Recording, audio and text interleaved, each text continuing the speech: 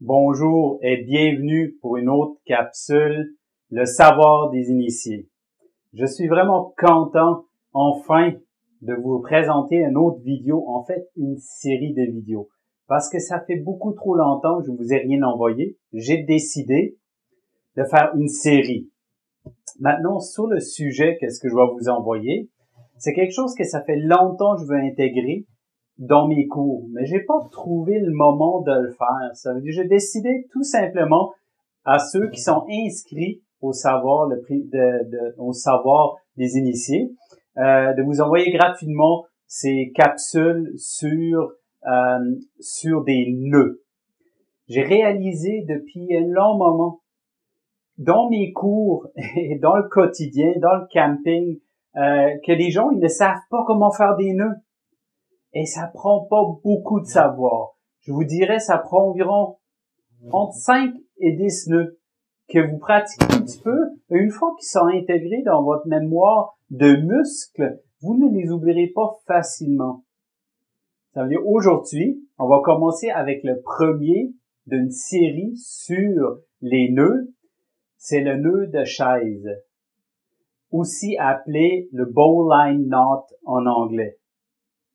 Ça veut dire, allons-y tout de suite. Là, je vais utiliser une corde qui est un petit peu plus grande pour vous montrer ces nœuds-là, pour que vous n'ayez pas de problème de le voir.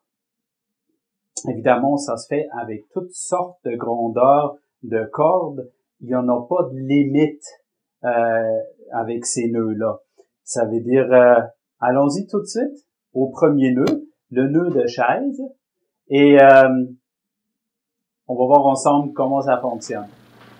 Bon, allons-y pour le nœud de chaise ou bowline. Ça ici, c'est un nœud pour faire une boucle à la fin de notre corde. Une boucle pour attacher un bateau, pour attacher notre corde autour d'un arbre, peu importe. C'est un nœud qui fait en sorte qu'il ne coulisse pas, c'est-à-dire qu'il ne glisse pas, qu'il va rester en place, c'est-à-dire la grosseur de notre boucle va toujours rester pareille. Allons-y. On commence avec une petite boucle ici. On passe notre bout par en arrière dans le trou. On passe autour de la corde ici et retour dans le trou. Et voilà. Ça fait un nœud qui est très très solide. Évidemment, on peut le serrer comme on veut. Qui est très très solide pour attacher quelque chose. La beauté de ce nœud-là, si on pousse ici, très facile à défaire. Vous voyez? Même si on a eu une grande charge ou beaucoup de poids sur le nœud, il va quand même facilement se défaire comparé à d'autres nœuds. Encore une fois, là je vais le raconter avec une histoire comme je l'ai entendu moi la première fois. On fait une boucle, et là on prétend ça c'est le serpent. Le serpent fait surface de son trou, fait le tour de l'arbre, et rentre à nouveau dans son trou. Et on serre le nœud.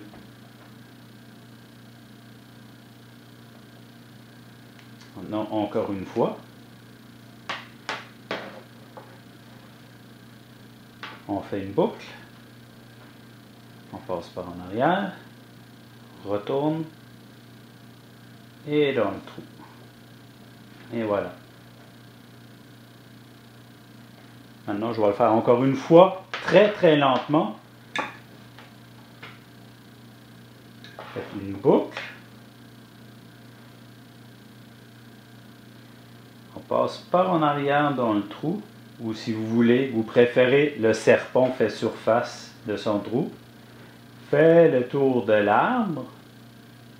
Et rentre à nouveau dans son trou. Et on serre. Et voilà. Et ça ici, évidemment, cette boucle, vous pouvez la faire aussi grande que vous voulez. Ça, c'est à vous de décider qu'est-ce que vous avez besoin. Et voilà.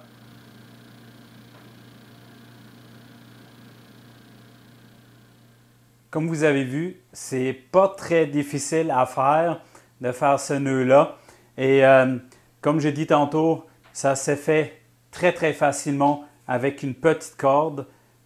Comme vous voyez, ça s'est fait rapidement ce nœud-là, une fois que vous l'avez pratiqué un petit peu.